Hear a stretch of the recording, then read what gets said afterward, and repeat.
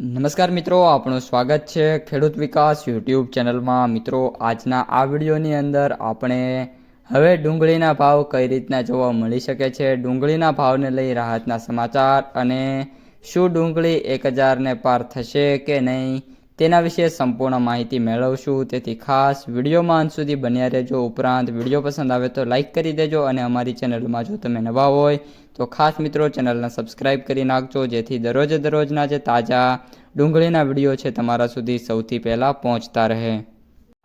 મોટા ભાગના યાર્ડ મિત્રો હવે જે શનિવાર છે ત્યાંથી હરાજી બંધ થવાની છે અને એક સપ્તાહ સુધી યાર્ડ બંધ રહે એવી ધારણા છે। સાથે સાથે ડુંગળીના જે વેપારીઓ છે એમનું માનવું છે કે દિવાળી બાદ વેચવાલીનું પ્રેશર આવશે તો જે ભાવ છે એમાં 20થી લઈને 30 રૂપિયાનો કડાકો આવી શકે છે અને આગળ ઉપર છે એ નીચા ભાવની ડિમાન્ડ કેવી રહે છે એના ઉપર ડુંગળી બજાર છે આધાર રાખતી જોવા મળી શકે છે।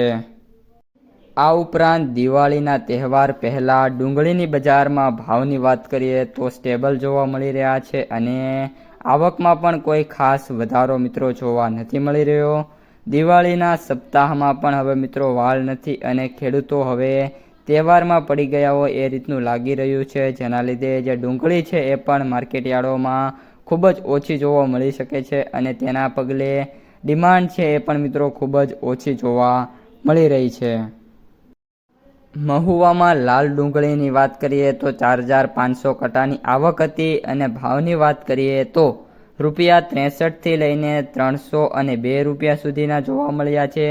સફેદ ડુંગળીની વાત કરીએ તો 500 કટાની આવક સામે જે ભાવ છે એ 90 રૂપિયાથી લઈને 262ના હતા, જ્યારે નાસિકમાં કાંદાની 7000 ક્વિન્ટલની આવક હતી અને ભાવ 400થી લઈને 1200 રૂપિયા હતા, જ્યારે એવરેજ ભાવ 1100 રૂપિયા ક્વોટ મિત્રો થતા જોવા મળી રહ્યા છે।